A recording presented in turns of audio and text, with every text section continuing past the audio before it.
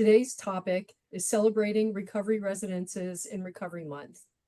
Our webinar series is to educate and provide key discussions in many recovery spaces. Each week, we are highlighting a theme for the week. This week, our focus is on the recovery dimension of home, having a safe and stable place to live. Next week, our theme will be purpose and community. Here at SAMHSA, we are celebrating Recovery Month, a national observance held every September to promote awareness of the power of recovery for mental health and substance use conditions. It celebrates the millions of Americans in recovery and recognizes the contributions and accomplishments of people in recovery, their loved ones, and allies. Recovery events are celebrated around the nation and the world. During Recovery Month, we also applaud the dedication of service providers, states, and communities who champion recovery. Recovery Month is also intended to counter stigma and instill hope in the American public that recovery is possible. For those of you that don't know me, my name is Donna Dimitrovic, and I have the honor of serving as a senior advisor in the Office of Recovery. Today, I will be facilitating the meeting, and I also have Grace Lee and Lupe Ramos from the Office of Recovery assisting me. I want to thank you all for your attendance and support during Recovery Month and throughout the year. Just a reminder, once the session is complete, we hope to have some time for questions and answers. One of our staff will be monitoring, and please direct any questions that you have in the Q&A section of the area. So we'll be monitoring that throughout the presentation. Today, we have a great lineup of individuals to speak about recovery residences. Our presenters include Dave Sheridan from the National Alliance for Recovery Residences, Anna Jones from Community Bridges, Honesty Liller from the McShin Foundation, Pastor Dana Smith from New Life 2 Recovery Community Center, and Jen Elder from SAMHSA's Homeless and Housing Resource Center. I'm going to defer to them to give you a little detail about their background when they begin their section of the presentation. Again, thank you for attending, and during the Q&A section at the end of the presentation, we'll also have a short evaluation survey linked in the chat, and we ask that you all please complete that. It really helps us here in the Office of Recovery and SAMHSA to get feedback from you in order to ensure our activities are valuable to you in the field. Dave, over to you. Thank you, Donna, and thank you all for participating in this webinar, and thanks to SAMHSA for making this possible. I'm going to provide us just a quick overview for about 10 minutes of the basics of recovery housing. But before I do, a little bit about my background. I'm most importantly a person in long-term recovery. I've been involved in the recovery housing field for 15 of the 27 years I've been in recovery, and mostly as a volunteer. More recently, I've become the executive director of the National Alliance for Recovery Residences. So we're an organization that sets standards for recovery housing, creates training programs, and does advocacy in the area of recovery housing. But more importantly is we provide direct services around the country through a network of currently 31 state affiliate organizations. Today, I'm going to go over just some of the basic concepts of what constitutes recovery housing. So if we go to the next slide, please. What is recovery housing? Who is it designed to serve? How do residences differ from each other? Where does recovery housing exist? And why is it an essential service? And then a few selected references at the end. Next slide, please.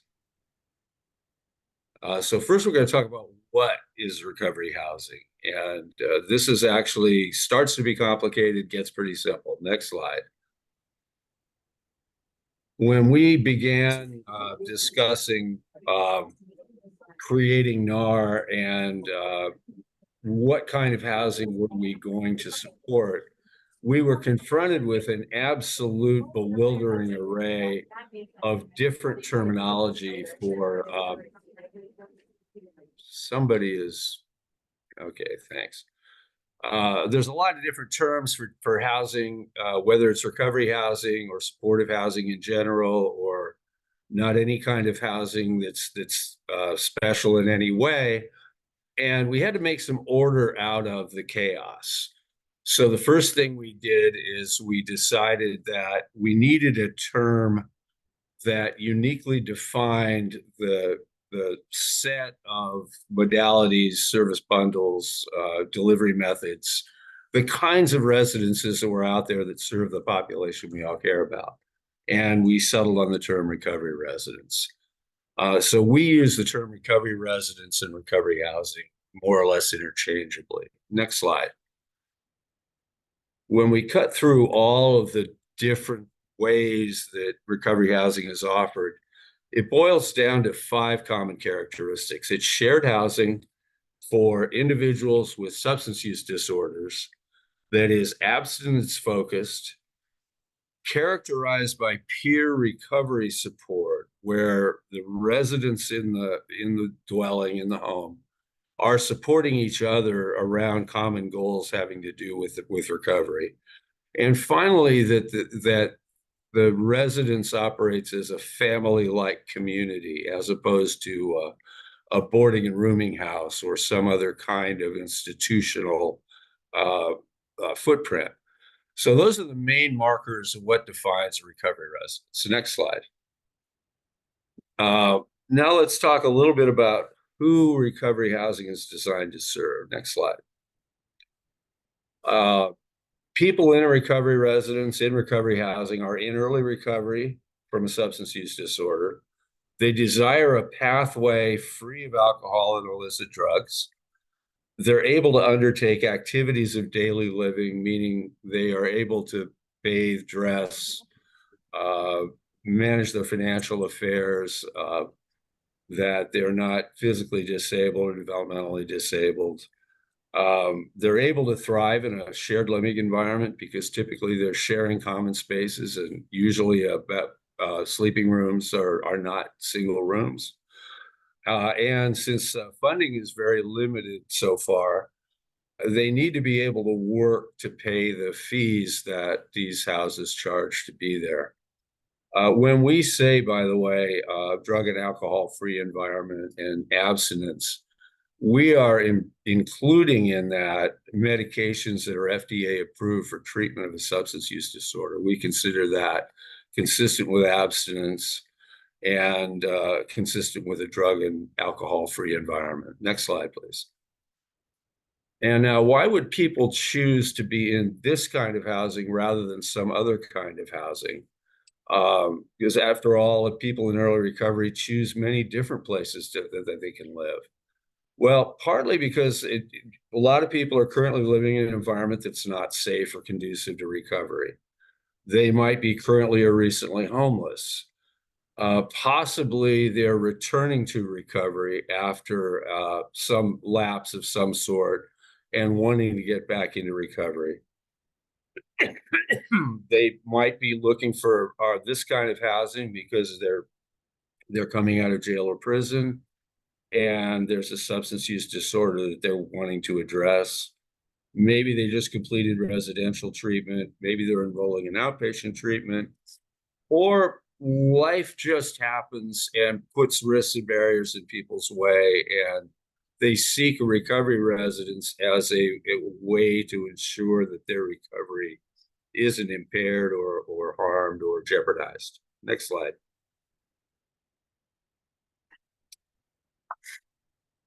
So how do these houses differ from each other? There's a lot of different dimensions in which these houses differ, and we'll go through a few of them next. Next slide, please. So first of all, they differ in terms of the services and the structure of the home. So there's a wide range of resident needs that are met within the whole continuum of recovery residences. So they're broadly categorized into 4 types, which we'll go into next. But before we move into what the various categories are, it's important to understand that residents often, and as expected, move among the different types of services that are offered, the different types of residences, as their recovery needs change. Excuse me. Also, that residences differ from small to large. There are really small residences where you might have as few as 4 to 6 people, or they can be quite large places that have 100+ residents living in a larger community setting. And not all the modalities are available in all places. So next slide, please. The world of recovery housing sort of breaks down into 4 types. And these are broadly characterized by the type of services they provide, the type of structure they offer. The first type is what we call peer run, or NAR calls level 1, and ASAM calls it type P. This is pure peer run housing where there's no notion of a manager or an operator. It's people living together in recovery, setting their own rules and agreeing that they're going to help keep each other on the recovery pathway. A step up from that is a monitored residence, what we call a NAR level 2, which adds a notion of management and structure, but no real services. It's really where you go to live. You're probably out working, going to school, possibly attending an outpatient program, but you're living your life out in the community. Level 3 is what we call supervised, which adds services that aren't clinical, life skills type programming. And level 4 is a clinical program, but is organized as a recovery residence rather than an institutional setting. Next slide, please. They also differ in terms of standards, oversight, and support. And the only things to really think about here, a lot of recovery housing meets national third-party standards, whether it's NARS or Oxford houses. A few states have their own programs. There's not a huge amount of uniformity in states that don't offer either of those things. The recognized national oversight organizations are Oxford House and our organization, NAR. And the other way they differ, and there's not much that somebody can do about it if they're in a state that doesn't support their system. But it's important to know that some states are really good about supporting their recovery housing systems in terms of funding for access to the services, funding for infrastructure, and some states are not quite there yet. Next slide. They also differ in terms of the populations they serve. They differ in terms of ethnic and language minorities. A lot of homes specialize in parents with young children. So there are a lot of these different populations that homes have over the years become to specialize in. Most homes in urban areas will accept anybody of the gender that the house serves. Most houses are single gender, but others will specialize according to these dimensions, maybe specializing in LGBTQ or tribal populations. Next slide. They also differ in terms of pathways. A lot of people understand that 12-step pathways are the most common, but they're not the only pathway that can be found in recovery housing. A lot of recovery housing around the country is operated by faith-based organizations that have their own traditions and ways of approaching recovery. Also tribal traditions. Then we have alternatives like smart recovery. Now, all of the pathways supported in recovery housing are based on abstinence from alcohol and illicit drugs, but there's more than one way to achieve recovery, and houses are supporting now a wider variety all the time. Next slide. So where can I find it? Next slide. Well, you can find it in most places that housing exists. Single family homes, converted from other uses. There are occasionally large purpose-built projects. They can be parts of apartment or condominium communities, and you can find them in urban and rural settings. Next slide.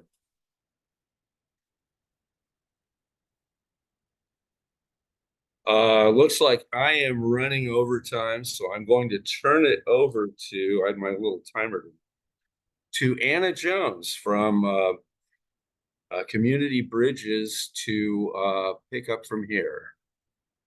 Thank you. Thank you so much, Dan. Okay, so hello everyone. My name is Anna Mabel Jones, and I'm honored to be a woman in long-term recovery. What that means for me is I haven't picked up a drink or a drug since August the 30th, 1999. And because of that, I'm able to have the best life ever. Things just happen so wonderful for me, and I've able to be able to work in the field and celebrate, 24 years of just working with some awesome people who are saving lives. Honored to be here today to talk about recovery housing because I truly feel that recovery housing is part of my journey and it saved my life. I lived in an Oxford house and I worked for Oxford House for years, opening houses and doing a lot of outreach. So that is part of my story. Today, I am the community liaison for Community Bridges, which is a new path. Dave talked about pathways, but it's a new path. And it's just awesome, the wonderful things that we're doing. So I get an opportunity today to talk about that. So that's a little of my story. I wanted to talk some on becoming a family, the importance of that. So where the agendas here, we've done introductions. Next slide. Try to stick within the time of the 10 minutes. Okay. So want to speak some on some of the things that we're doing at Community Bridges. So we are Community Bridges Inc. Next slide. So I love this. I wanted to talk some on our mission because it goes with what's needed when you're in a recovery residency. So our mission is to maintain the dignity of human life. And that is something that you want to feel when you come into a recovery house, right? Our purpose to be an agent of positive change in our communities. One thing that we know that recovery houses are doing is making a way for the community to have somewhere to go to save lives. Dave's mentioned the importance of single family homes, having people that'll rent to us so that we can become a family. And most of the homes are given that way where they're going to be, we're looked at through the Disability Act as a single family. I say family on that because I think of my wedding and everyone that was in it was from that recovery house that I was in. So I was like, wow, this was truly my family too, not just blood family. Another value, our values are to service, humility, and empowerment. So let's go to the next slide. So on Community Bridges, we have over 40 years of service. We started in 1982 and we were founded in Mesa, Arizona. And from there, we went on in 1996 to do our first program, and we had a contract. So in 2002, we became a Community Bridges. So the name was changed to Community Bridges. And here now in 2024, we have multiplied to be in Arizona, Oklahoma, and Washington, D.C., with over 1,800 employees. Next slide. So just to give little information of who we are and what we do, some of the locations and services. So we know that people who are in recovery or people who need recovery housing may go through some of these. And these are some of the things we offer at Community Bridges. Crises observation, inpatient facilities. So we have 7 of those. Our urban transitional points are 2. Our royal transition points, we have 3. For residential, we have 4 residential locations. Fact that we definitely have ACT teams so that we can meet that person where they are and make sure that they're attended to on point as soon as the situation happens. We deal with mat services.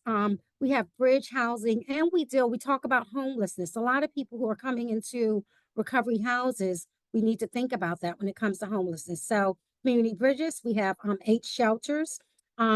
We are community-based outreach, and we have navigation. Of course, housing. We have shelter bids. We have 941 crisis cheers, which is something that sobering centers or stabilization centers have. We have 168 of those. We have inpatient beds, 110. Residential beds, 89.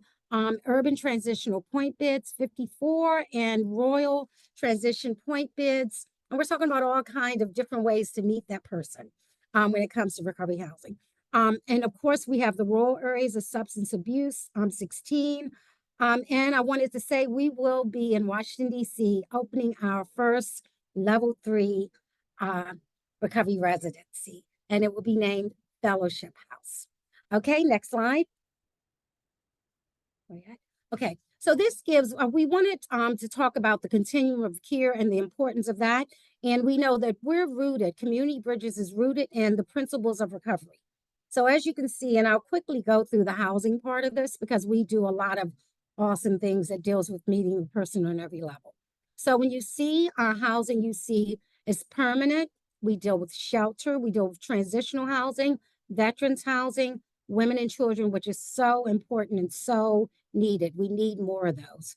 And then I just want to get down to the residential part where we deal in substance use and mental health. That's major when we're dealing with a person to meet them where they are as far as dealing with everything that they need. Not just, okay, we have to give you housing. While you're in this housing, what are we going to do?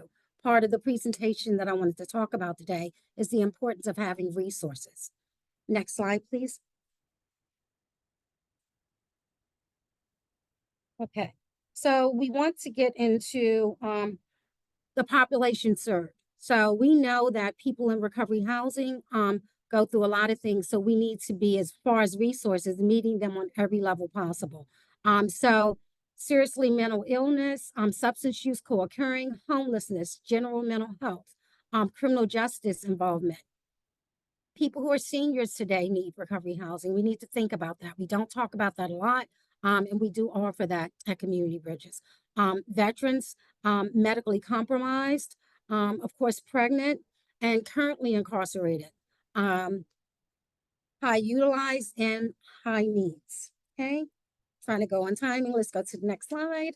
Okay, and basically, we are a peer-ran operation. So most of the people that work for Community Bridges are people who have lived experience. And we utilize everything: psychiatrists, family practitioners, emergency medical, addiction medical, nurse practitioners, family and psychiatric, registered nurses, clinicians. Of course, I am the community liaison, yay! And patient care technicians. And then you see the peer piece with Community Bridges. Next slide, please. Okay. So it's important that when we're working with people for recovery housing, that we're making sure that we're approaching it where we're taking care of ourselves so that we can better take care of them. Part of some of the trainings that are given so that we can better serve our community and people in recovery housing is to be trauma informed, to make sure that crises prevention is CPI, motivational interviewing, which I love, medical emergencies. How do you deal with that? How do you deal with infectious disease when we're in, you know, that space? Harm reduction is major because we know that there's an opioid crisis. And then we have peer and family certification, coordination of care, addiction, and psychiatric stabilization. And we'll go to the last slide. Okay. So I think I did my time. Thank you so much. And I would like to turn it over to Honesty. Hey everyone, happy Recovery Month. My name is Honesty Liller. I am a woman in sustained recovery since May 27, 2007. So a very long time. I am the CEO of the McShin Foundation. So a little backstory about me. McShin helped to save my life. So that was my last stop in my addiction career, is walking through the doors of the McShin Foundation here in Richmond, Virginia. My plan was to detox off of the opiates and heroin that I was on, but I ended up living in the female recovery house for 5 months, and then I started working there. So I've been employed there forever, and I've been the CEO for 11 years now. So for me, this is very important because recovery housing and peer-to-peer connections saved my life. And I know I wouldn't be here if McShin's doors weren't open all those years ago. I came in with 2 bags of clothes, and my daughter was 5 years old at the time, and I could not be a mommy to her. My daughter was born substance exposed. I was 21 years old. I was fully blown addicted to heroin, and I thought being pregnant, I would stop using drugs, but I did not. I used my whole pregnancy, and I did not stop using drugs, specifically heroin and opiates, until she was 5 years old. So McShin is a huge part of my story and my life, and I love what I do. I get to wake up every day in my purpose, but I'm here to really talk about recovery residents, but specifically Destiny House. Destiny is the name of my daughter. We decided a long time ago that we would name the home after her if we ever opened it. So here we are with Destiny House. And McShin does have 15 certified recovery houses through NAR as well. And we've been doing this for 20 years. I've been doing it 17. Our co-founder that just retired, John Shinholzer, has been doing it way longer than me. Next slide. So a little bit about the Women and Children's House. Yes, we have regular recovery residences, but it's really, I'm here to focus on not just this home, but the need is so great in our community and in communities across the United States, because I travel and I do a lot in the recovery field. And I've been told all these years to find the money, to figure it out. You know, there isn't money for women and children, even though the statement I've gotten for so long is, gosh, that's such a big need. Well, yes, it's a huge need. And it took me about 2 years to really get educated on what a women and children's house would look like. So that was going to visit other organizations that were successful. That was taking a lot of webinars, meeting with a lot of my colleagues and mentors across the United States, and really understanding what needs these moms and children would need, you know, upon entry, let alone while they live here. So this was our first birthday party for little sweet baby Sophie. So we have a birthday party for each of the children that live in the house. So the homes are, like I said, VAR and NAR certified. We actually got a nice grant from VAR in the opening of this home, and we opened it back in April of 2023. So it's a year old. So the moms didn't have to pay for anything. The daycare was paid for until they got on assistance, the housing, diapers, whatever. The whole home is furnished through our donors and through our local partnerships as well. So when the mom comes into the organization, this is everyone that comes into the organization, but specifically the moms is a little different because they have a little human with them, unless they're pregnant, and the human is growing inside of them. So they have an individualized recovery plan by most of our staff are certified peer recovery specialists, and all of our staff and team are in recovery from substance use disorder and whatever pathway that they choose, which is the authentic, beautiful part about the McShin Foundation, is that our team is in recovery. And the moms get a ton of different things. We've definitely trial and error, you know, it was our first time, you know, running a women and children's house. We can do a recovery house in our sleep, but then when you have babies and children walking around and the moms figuring out how to be in recovery, whatever that looks like for them, as well as being a mom, that's hard. I got my daughter back when I was 5 months in recovery, and I had no idea what I was what I was doing. And it was very difficult, and it was not really many young mothers, and because it was forever ago, it was not really that many young mothers back then that could help guide me in the recovery program that I was in. So now we try to make sure that these women have everything that they need in their children when they walk through the door. So that's parenting and life skills. You know, being a parent, I have 2 human children and 2 dog children, and it is hard. It is the hardest thing I've ever done. That is what I say. Drug addiction and recovery has had its ups and downs for sure, but being 2 humans role model is very difficult. So we try to make it as easy as possible for these moms. And then again, all of the team, they get assigned immediately a CPRS, which in our state of Virginia, it's a certified peer recovery specialist or recovery coach. And then they have mentors throughout the process of volunteers that help us with the moms and children.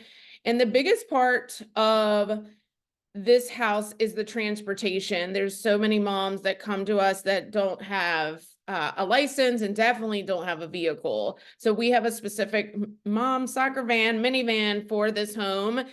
We have a driver for that home that takes the moms to work, to their doctor's appointments, to the children to daycare, whatever they may need on a day-to-day basis. And this home actually has a McShin team member live there. All of our recovery residences have a house leader, but this is an actual staff member of the McShin Foundation that lives in this home, which is pretty cool because you need more supervision in a home like this because of the children. And what we do at McShin is for Destiny House is they can be 6 months plus pregnant living in Destiny House, and then they can have 1 child 0 to 6 years old because they get their own room, and the rooms aren't like super huge. It's a beautiful home in the neighborhood, so it's just enough for 1 child for the room. And we incorporate if they have custody or visitation of their other children, we definitely make sure we accommodate visitation. So we definitely can do that as well. And then since existence, we've served 13 moms and 12 children. So this next slide, super amazing. It took me years and a lot of stress.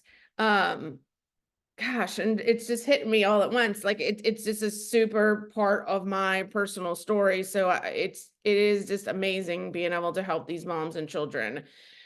So sustainability plan, I would suggest on anything you do for recovery housing is the culture. You create an environment of empathy and structure. Like, fortunately for us, all of our staff have been through some form of addiction and recovery. So really have an empathetic view of, what it is, what addiction is in recovery, wellness activities, mental health, and then of course the substance use disorder services. That's all the services that we provide with linkage to clinical services, and a loving environment, teaching these moms how to love themselves so they can also love their children and really forgive themselves for the things that they did to themselves and to their children while they were using drugs or alcohol.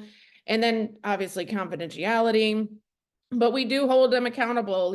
For recovery, you have to be accountable for your actions and things that you're doing. So they get a lot of coaching and they get a lot of services in the house. And the most one is motivating that they're amazing, that they're awesome moms, how to guide them in life, not let alone being a mother. And sustainability is budgeting. I am queen of budget now. I never knew how to do a budget my whole entire addiction career, but now I love it and it's beautiful. So it's really managing your organization successfully. So the women for us don't have to pay a penny ever. We do have a payer mix in our whole program, but thus far they haven't had to in over a year, which is beautiful. And then I ask everyone I see for money. So anyone on here like to donate to women and children? And then program development, we've had to change some things up this past year, and our reputation is beautiful, and there's really nothing like it but one facility and one other house in the whole that I know of in the whole state of Virginia that does what we do. And we would not do this without community partners. So we have partners in the community that donate diapers and wipes and their time and parenting skills, budgeting, all kinds of things, because the need is so great in our community that people are just coming to us. It's just been a beautiful process to be able to help these women and children. So my time is up, I do believe, a little, but I'm giving it more over to Dana Smith. Hello, everyone. My name is Pastor Dana Smith, and I'm grateful to be off drugs and alcohol for the last 24 years. We run a faith-based recovery house in Britain, Connecticut. We also run Connecticut's first Black faith-based peer-led recovery community center, also in New Britain. Next slide, please. So at the center, our mission statement is to see everyone treated as people. We envision a world, well, not a world, but a place where the stigma and things are lifted off folks. We work mainly in Black and brown neighborhoods. That's not saying we don't serve everyone. We do, but we, coming up in addiction, next slide, coming up using and stuff like that. Every time I went to a detox or a program or something like that, I really didn't see anyone that looked like me as far as on the other side of the table. We were all there and smoking cigarettes and things like that at lunch or breakfast, dinner, whatever, but I never really seen anyone that looked like us as far as on the recovery side in leadership or anything like that, that's showing us that it's really possible. So I went to a faith-based place. My pastor runs a faith-based place. I spent 2 years in there, 2 years learning about addiction, learning about myself. And that's how I met my wife. They had a women's side. I met my wife there. And that's where we decided to open New Life, because the place I went to was called New Life. And then we opened New Life too in honor of not so much our pastors, but because we wanted to give someone else a new life also, or help support somebody with a new life also. Next slide, please. So these are our vision, mission, promise, and we promise to provide a home-like residence with independent living to offer individuals and group sessions in addition to a safe and drug-free environment. Now, we're in the process of changing this because it's 2024 and things have changed since I got in recovery 24 years ago. So with the opioid addiction and things like that, right, there's this thing called harm reduction. I'm not sure if you heard about it, but you say you're in recovery. If you say you're in recovery, then you're in recovery. Even recovery houses, I'm part of a recovery coalition. It's called Connecticut Coalition of Recovery Residents. We also are on the state website as far as trainings and inspecting recovery housing. And what we're learning is that, we've been doing things the old kind of way. We need to bring recovery houses up to today. And I don't know what that looks like. I honestly could sit here and say, I don't know what that's look like, but I also know that if we're going to be practicing harm reduction and things to that nature, then it's no longer acceptable to put someone out because they go back out. It's no longer acceptable to, I don't like to use the word, but that's what someone has said, that we're punishing people for doing what they do. Like any drug has side effects. And it just so happens that, when I was using the side effects of the drug I used was stealing, lying, losing my job, losing my family and things. And our job and our responsibility is to assist those that are still in that struggle, still in that bondage, still held captive by the trauma and the pain and things like that. So we're working with a few folks, through different states on trying to figure out what that new concept may look like, because things have changed, like I said, and they're still changing. And I'm a firm believer in harm reduction. What works for you may not work for me, and what works for me may not work for you. But to us, it's no longer acceptable asking somebody to stop using their pain management, trauma management, when medicated assisted is acceptable because it's prescription or prescribed. I'm not saying allow active drug use in the house. I'm not saying that. But that's why I also say we don't know what that looked like. Next slide, please. So at our center, we do education. We've developed our own trainings on mental health addiction and harm reduction. We also do reentry here for citizens that may have substance or mental health challenges. And we're here, all of our centers, our homes are run, our peer support, run what people with lived experience. And one of our goal and one of our main goals is to see people set free. And that's why we're faith-based, because we truly believe in the power of God. We truly believe in the healing of God, the blood of Jesus Christ. And it works. It worked for me for 24 years. It worked for my wife. And it worked for a lot of people that came to our houses, a lot of people that come to our centers. And there is multiple pathways, and I do see more and more people turning to the faith-based community. So we're looking for ways to upgrade, improve, or I don't know. We're searching on how to bring recovery houses up to 2024 and beyond.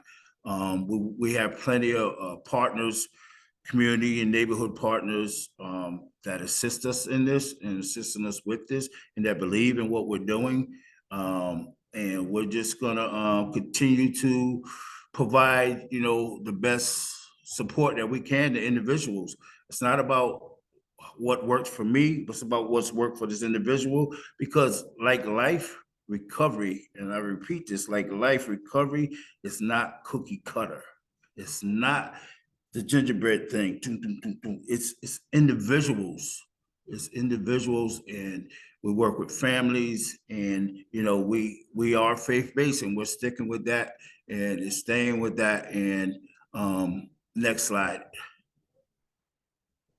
And I'm gonna pass it on to Jen. Thank you.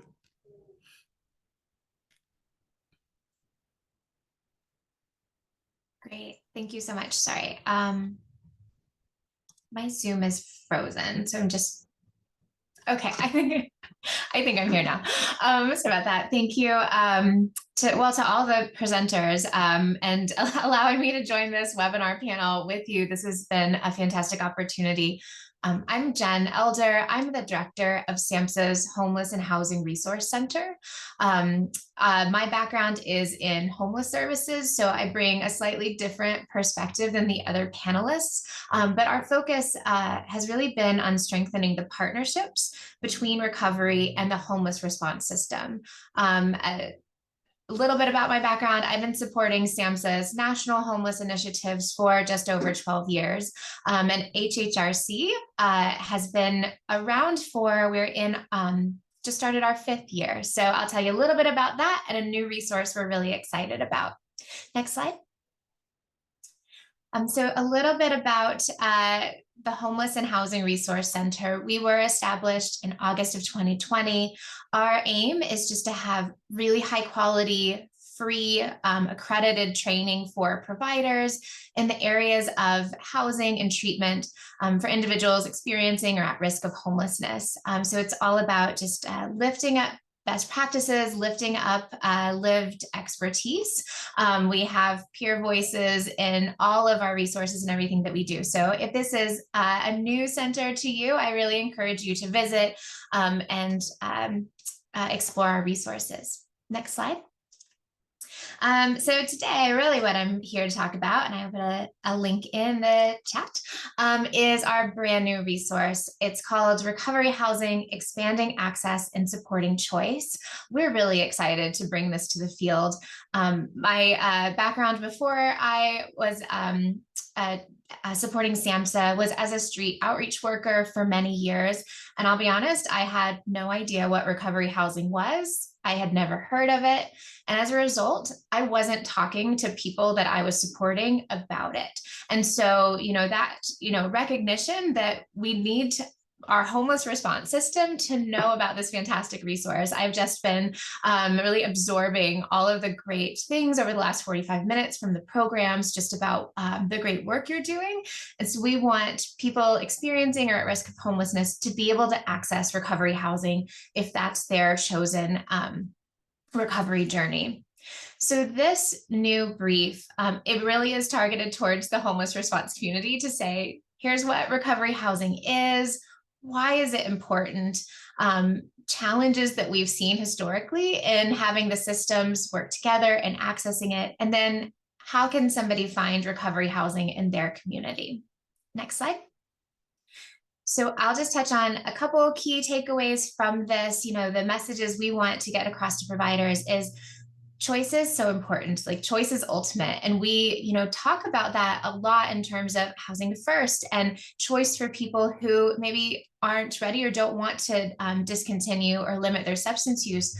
But we should be talking more too about choice for people who want a supportive, abstinence-based, peer model of recovery housing. And so that choice means talking about all the options and making sure that we're not, as providers, inadvertently limiting them because, you know, we're not making those part of our system.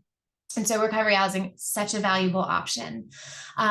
Many recovery housing projects aren't fully integrated into the local homeless coordinated entry system. That's the system in every community that helps people who are experiencing homelessness access local available housing.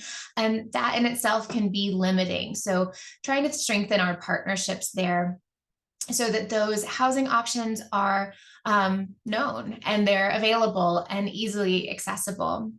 But also without these partnerships, there's no clear process in some communities to reintegrate a person back into coordinated entry if they exit recovery housing. So maybe they enter housing, they find that that's not the right fit for them, or maybe that's just not the right recovery housing project for them. What we want to do is make sure that they're not leaving that and entering homelessness. If we have a strong partnership, we can have a great system that helps somebody exit to a better fit for housing for them at that time. We want to make sure they're not, again, exiting to homelessness. So those are the probably really brief takeaways from this resource. It was just released this week. We'll actually have it available in Spanish probably next week. So with that, next slide, just highlight a few other things from my end, then I think we've got time for questions and answers.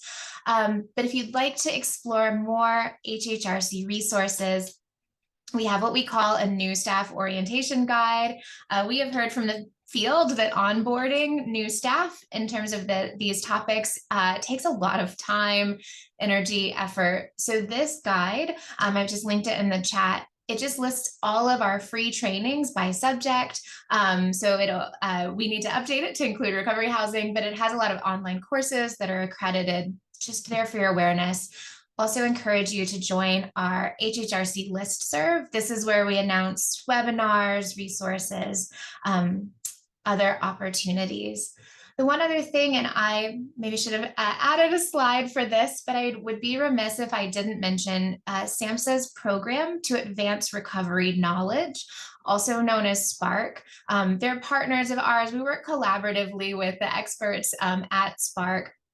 And so they are a fantastic new resource from SAMHSA and from the Office of Recovery to provide technical assistance. And so because they are experts in the homeless response system and in recovery, I just wanted to elevate their work today so that you can reach out to them too and connect with that program.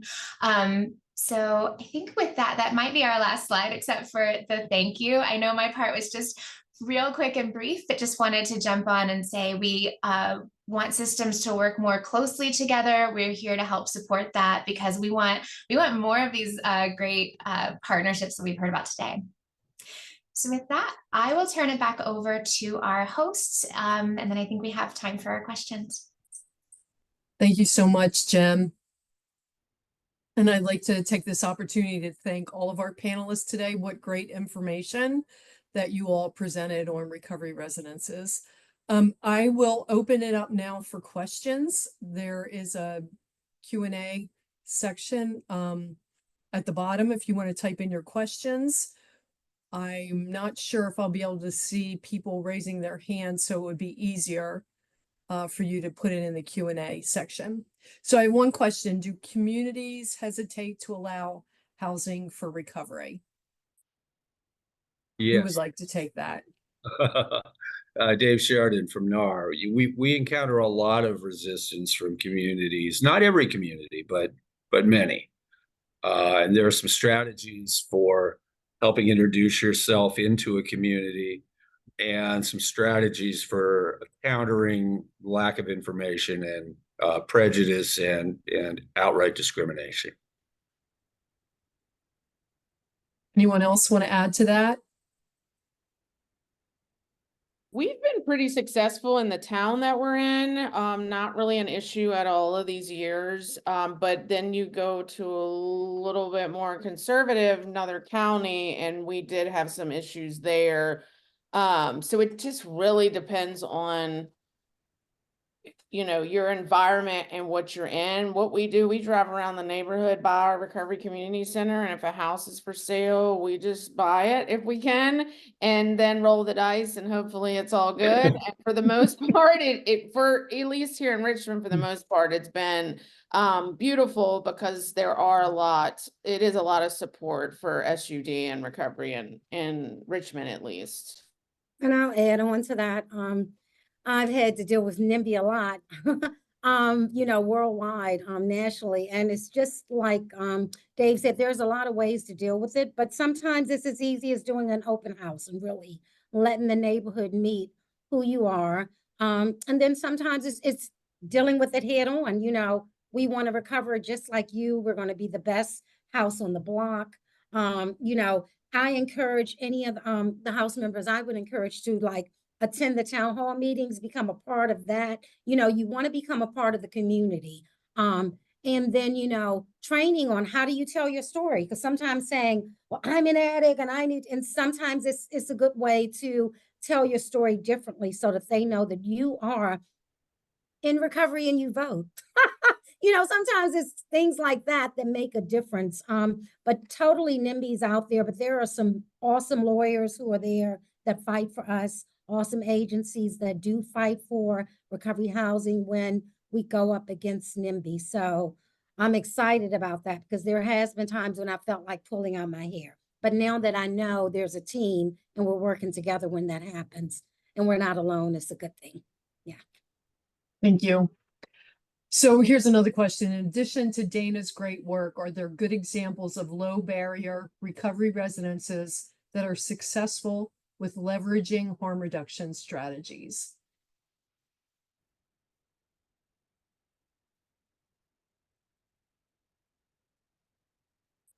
I'm sorry, could you read that again, please? Sure. So the question is, in addition to the work that you're doing, are there other good examples of low barrier recovery residences that have been successful with leveraging harm reduction strategies? One organization that's done it pretty well, but it's all internal to the organization, is Central City Concern in Portland, Oregon. So their roots were actually in abstinence-based recovery years ago, but have grown and changed as the mission and the needs of the homeless population has grown.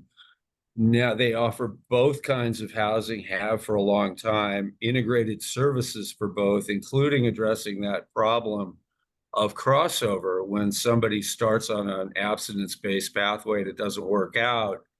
They can seamlessly reposition them back into a low barrier housing situation without having to jeopardize their housing status.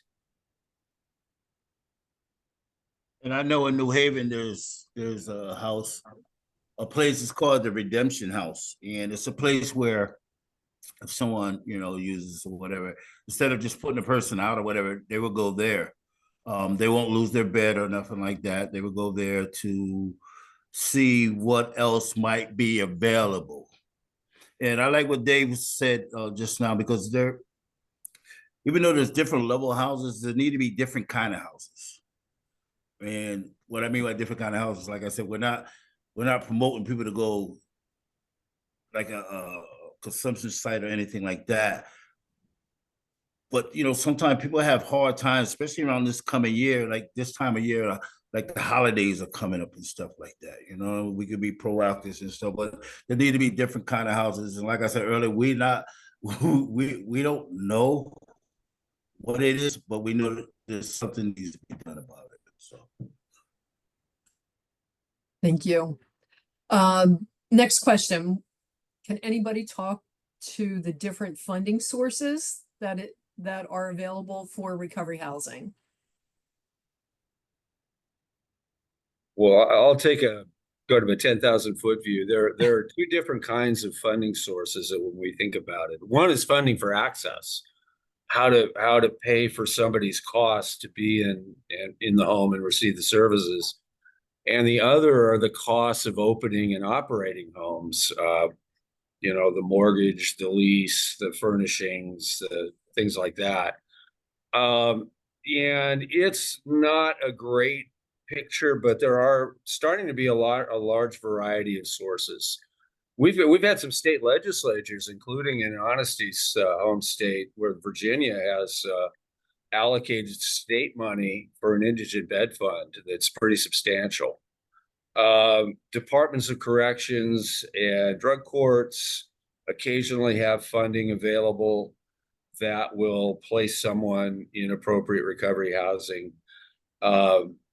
Medicaid's guidelines have recently changed for waiver states. If they want to seek to use it, they'll be able to use Medicaid funds now on a limited basis, but at least they'll be able to use them. They're not currently covered by mainstream insurance, but that's something that may change as things get more acceptable. Financing for construction, there's a small HUD program called the Recovery Housing Program that was authorized and funded a couple of years ago through the Support Act.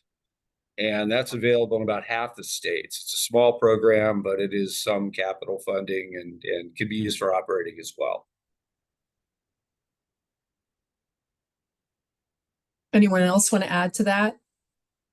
yeah, I would say, like, for New Life, it's very important to get partners to partner with different agencies and organizations in the neighborhoods and communities, and that's what we're doing. So we have different partnerships with different organizations that have beds in our houses. As far as it's not clinical or anything, but it's just like if they have someone that needs a recovery bed, then we have a MOU with them in that source. And then in Connecticut, we have basic needs, where if someone's coming out of treatment or something to that effect, or if they have a certain kind of insurance, basic needs will pay up to a certain months.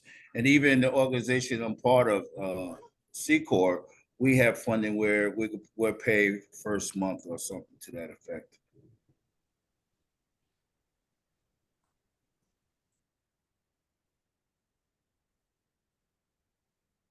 Great, thank you.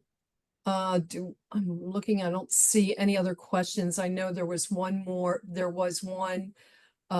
that may have been answered earlier, but the person was asking about successful strategies.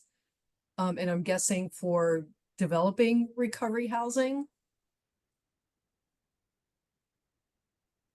I saw one for successful strategies for countering NIMBYs, but developing recovery housing is often as not, the number one thing is getting to know the community. What is the source of the need? What are the sources of community support? And I think the ideas don't really scale to become, you're a faceless operator from out of town that nobody knows.